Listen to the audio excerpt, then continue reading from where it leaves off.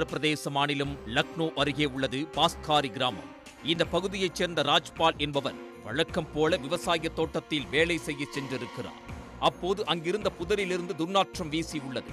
சந்தேகமடைந்த ராஜ்பால் அங்கு சென்று பார்த்தபோது அழுகிய நிலையில் ஒரு பெண் சடலம் கிடப்பதைக் கண்டு அதிர்ந்து போயிருக்கிறார். உடனே ஊர்க்காரர்களுக்கும் போலீசாருக்கும் தகவல் தெரிவித்திருக்கிறார்.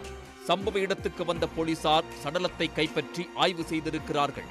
வேறு எங்கோ கொலை செய்துவிட்டு சடலத்தை இங்கு கொண்டு வந்து வீசியிருக்கலாம் என போலீசார் யூகித்திருக்கிறார்கள்.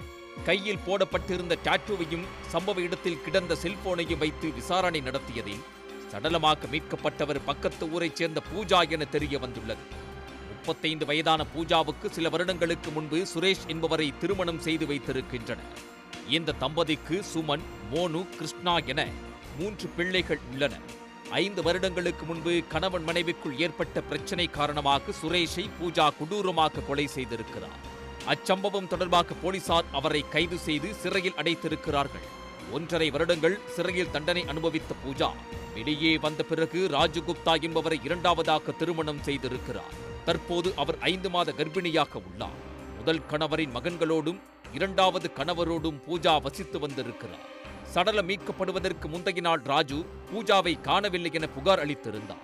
இருவருக்கும் அடிக்கடி தகராறு நடப்பது வழக்கம் என்றும் சண்டையில் வீட்டை விட்டு வெளியே செல்லும் பூஜா ஓரிரு நாட்களில் மீண்டும் திரும்பி வந்து விடுவார் என்றும் சம்பவத்தன்று அப்படி நடந்த குடும்ப சண்டையில் வீட்டை விட்டு வெளியே சென்ற பூஜா திரும்பி வரவில்லை என்றும் ராஜு புகாரில் குறிப்பிட்டிருந்தார். சடலம் மீட்கப்பட்ட பிறகு போலீசார் விசாரணை நடத்த பூஜாவின் வீட்டுக்கு சென்றிருக்கிறார்கள்.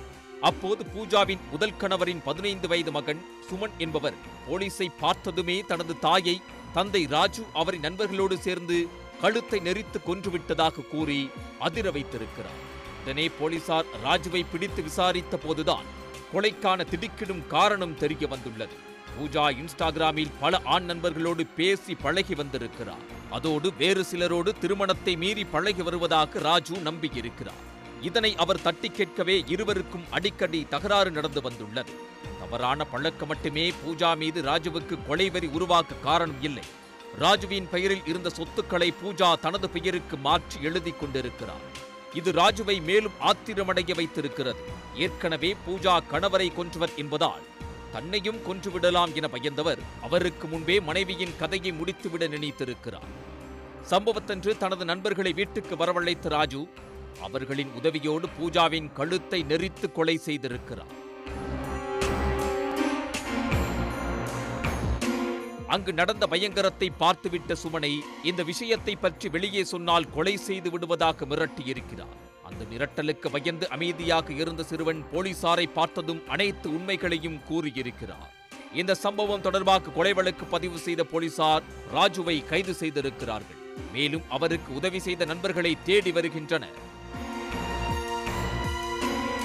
உடனுக்குடன் செய்திகளை தெரிந்து கொள்ள சன் நியூஸ் பெல் ஐகானை கிளிக் பண்ணுங்க.